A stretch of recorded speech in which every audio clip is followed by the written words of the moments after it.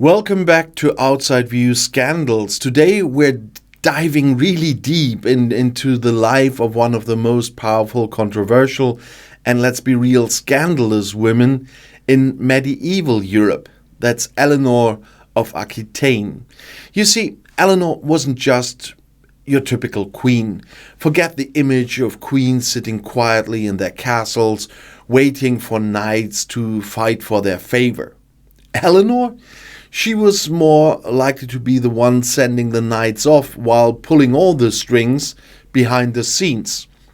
So let's start with her first marriage to Louis VII of France. A promising union for sure. Young Eleanor, the Duchess of Aquitaine, marrying the King of France. Except, well, it wasn't exactly the fairy tale it might have appeared to be. Louis was devout, deeply religious, and not exactly the kind of guy to inspire passion. In fact, it was said that their marriage was, shall we say, more celibate than sensual.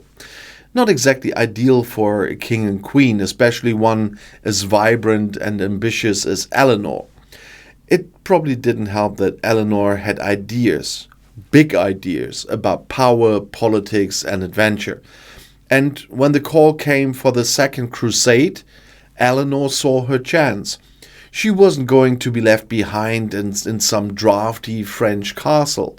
Nope, she packed her bags and joined Louis on his holy mission. And while most medieval queens would have stayed in the background, Eleanor wasn't like most queens. She led her own army, and let's not forget the little matter of her close relationship with her uncle, Raymond of Antioch, who just so happened to be a leader in the Crusades as well. Was there more to this relationship than meets the eye? Well, the rumors certainly flew.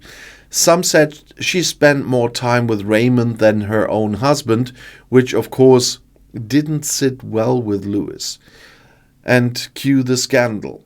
And soon enough, the cracks in their marriage became impossible to ignore. And after the crusade ended in failure, surprise, surprise, the royal couple returned to France and their marriage was annulled. Officially, it was because they hadn't produced a male heir. But let's be real, there was more to it. Louis was probably happy to see the back of Eleanor, who was by then far too independent and strong-willed for his taste. But Eleanor wasn't one to sit around and sulk after a breakup.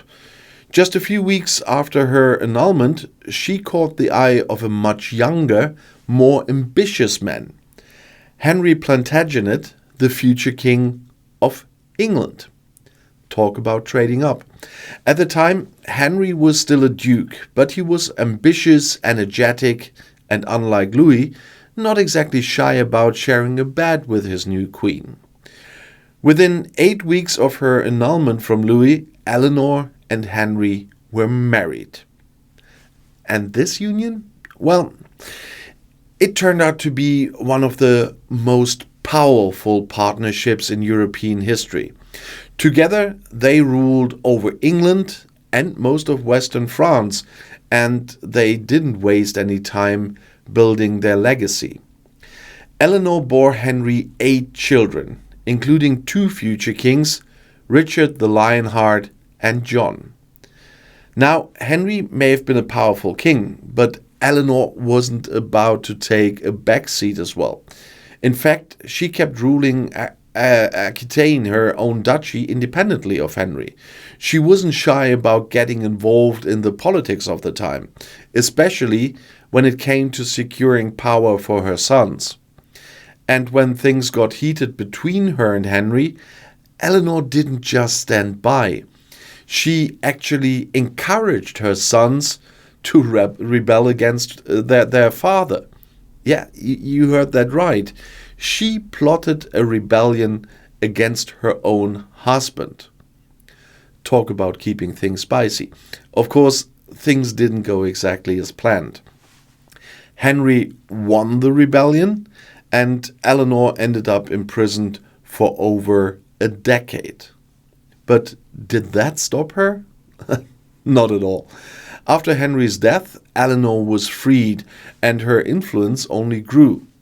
Her son Richard took the throne, and when he went off on the Third Crusade, like mother, like son, right? Eleanor was left to rule in his place.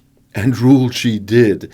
Eleanor was in her 70s by then, but that didn't stop her from crisscrossing Europe, arranging alliances, negotiating Richard's ransom when he was captured, and keeping the kingdom stable. Not bad for someone who'd spent over a decade in captivity. And let's not forget, Eleanor wasn't just a political player, she was a cultural force. Under her influence, the court of Aquitaine became a center of the arts, particularly poetry and music.